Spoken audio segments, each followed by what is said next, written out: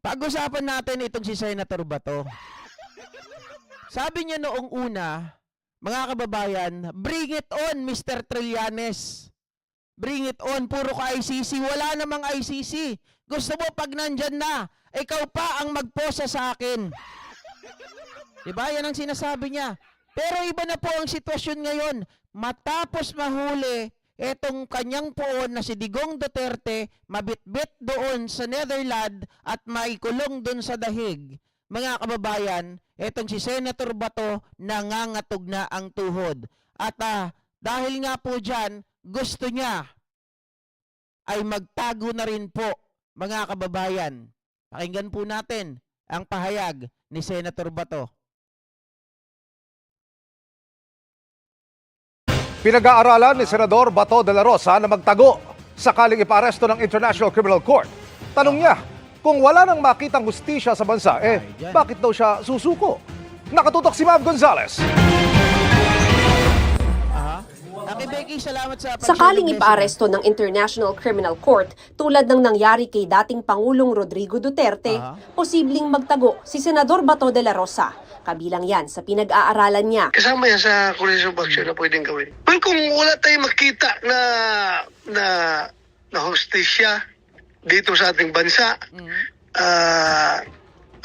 bakit ka susuko? I will cross the bridge when I get there.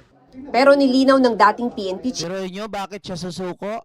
Sila mismo yung ang yabang-yabang, sila mismo yung mga taong naghahamon sa gobyerno, sinasabi na bring it on, haharapin nila lahat ng kaso, kung ano man ang kasong ihaharap sa kanila, tapos ngayon magtatago, hindi raw susuko. Mga kababayan, isipin nyo balikan na naman natin yung instances or yung isang consequences, sabihin natin isang event or isang experience na masasabi natin dapat lang talaga ICC ang humawak sa kanila. Dahil kapag local lang, kapag dito lang sa Pilipinas, remember what happened to the pilot na nakalipad na, natawagan pa ni Senator Bato dahil sa impluensya? Para sabihin dun sa pilot, takutin, ikaw ay magiging part ng history. Magagalit sa iyo ang tao dahil ikaw ang nagdala kay Digong or kay Tatay Digong doon sa dahig. Ganon sila magmanipula. Paano pa kaya kapag dito nangyari ang kaso? Kaya nga gusto nila dito kasuhan itong mga to. Dahil kaya nilang manipulahin ang batas. Marami pa rin silang tao. Mga kababayan, sad to say na maraming, sabihin natin, maraming traidor sa kanilang hanay, pero marami ring traidor sa hanay na nakapaligid sa ating Pangulo. Di ba? Kaya itong mga to, madali lang yan. Makakagawa ng paraan yan. Sila Harry Roque nga Sila Alice Go. Parehas daw ng ruta. Yung Koreano na 4, nakakulong sa Bureau of Immigration, pero nakalaya. Nakatakas. Ang sabi, nagbayad daw po ng 8 milyon. Ganyan kakurap. Pera-pera ang labanan. Tapos dito ikukulong to mga to? Wala. Gagawa lang ng paraan to mga to. Gagawin lang kengko yung mga tao. Magpaawa-awa man yung mga yan. Chief na hindi siya manlalaban. Paano mo labanan yung Philippine National Police? I know what's the power, what's the might of the Philippine National Police. Useless kung manlaban ka. Sa ngayon ay nasa Pilipinas pa umano si De La Rosa. Kinukonsidera niyang magpakandong sa gusali ng Senado para hindi masilbihan ng warrant of arrest. Lalo't sinabi ni Hindi po ako si Jake. Wait lang. Hindi po ako si Jake Magnus. Gwapo yun. Pangit po ako. Sir Jake, yung tawa mo nakakapang-asar. Tawa mo more. Hindi po ako si Jake Magnus, JP po. O kaya GP. Okay? Kasi Go Philippines. Kaya GP. Francisco Balmediano. GP, nagbutingin ni Bato. Napukaw jay Tered, Manbulataw, Gayam. Ngayon ay nasa Pilipinas pa umano si De La Rosa. Kinukonsidera niyang magpakandong sa gusali ng Senado para hindi masilbihan ng warrant of arrest. Lalo't sinabi ni Senate President Cheese Escudero na papayagan ito habang sinasagad niya ang legal remedies. Lalabas naman aniya siya kung paalisin na sa Senado. Pasalamat ako sa ating Senate President na he's willing to Nagugulat din ako dito kay Escudero, binigyan pa ng pag-asa si Bato. 'Di ba? Pero kapag ikinanlong niya dito si Bato, mga kababayan, dapat yung Congress, so palpalin niyo 'tong mga to. Dapat simulan na yung impeachment trial. Kaya nga mamimili lang sila. Ano, Bato o Sara Duterte? 'Di ba? Kasi wala nang may dadahilan. Yung Senado, hindi na nila sasabihin na sila ay on break. Dahil may special session eh. Kasi ang special session, or sabihin natin may session, present na session, yan lang yung paraan para makapagtago si Bato sa Senado para hindi po siya madampot. Kasi ang tawag dyan, constitutional, mga kababayan, courtesy.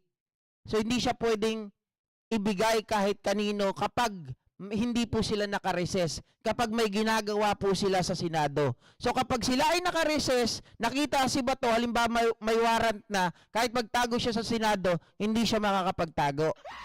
Pero kapag may session sila, pwede siyang protektahan ng constitutional courtesy. to protect me while I am still a senator of this republic. Kaugnay naman ang pahayag niya noon na kusang susuko kung ipaaresto ng ICC para maalagaan si dating Pangulong Duterte sa the Netherlands, ikinatwiran Kala ko ba kusa, tapos ngayon magtatago. Bato, salawat na yung mga sinasabi mo. Hindi na sila nagtutugma. Magkaiba na ng direksyon, kaliwat kanan. Harap likod na, sir. Ang tapang mo pa nun, ha?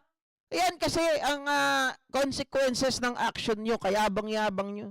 niyang imposible na yan at hirap makabisita kay Duterte kahit ang mga anak. Naglabas din si De La Rosa ng tampo kay National Security Advisor Eduardo Año na naging dating Duterte AFP Chief at Cabinet Member. Sinasabing isa si Año sa ilang may alam noon ng isinikretong pag-aresto kay Duterte. Sana kumuntak naman lang siya doon sa mga, kahit sa mga staff lang doon ni President Duterte na kasama, na pakisabi lang dyan na arestuin namin siya pag-uwi niya. Para sa GMA Integrated News. Pero diba sinabi ni De La Rosa mismo, merong nakapagsabi sa kanila na meron ng arrest warrant. Diba? Mga kababayan, at sinabi din ni Ian Gaza, merong insider. Ang problema sa insider, chinat ng maling impormasyon. Tapos yung mga staff, yung mga tao doon, nagkukwentuhan kunwari na, ay, kala pa naman namin mahuhuli na si dating Presidente Digong, hindi pala totoo na may arrest warrant. Naniwala naman ngayon. Etong insider, isang malaking tao daw.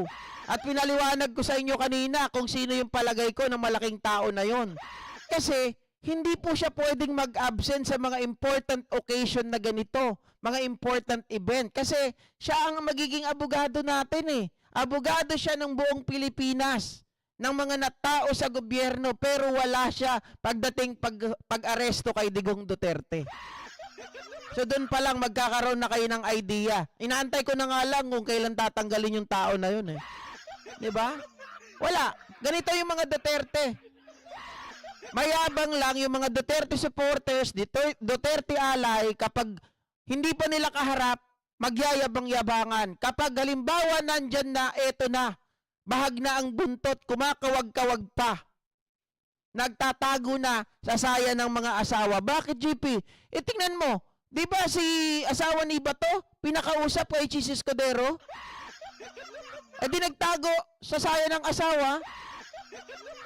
Oh. Tama, Ma'am Carmen Lee, nakakahiya kung di siya mag-resign. Di ba? Kung alam na ng tao, syempre alam niya naman sa sarili niya yon. Halimbawa, naririnig niya na pinadalan siya ng, may pinadala na peke pala, na balita. Tapos yun ang pinagkalat niya. Naku po, hindi ka makakatulog nun.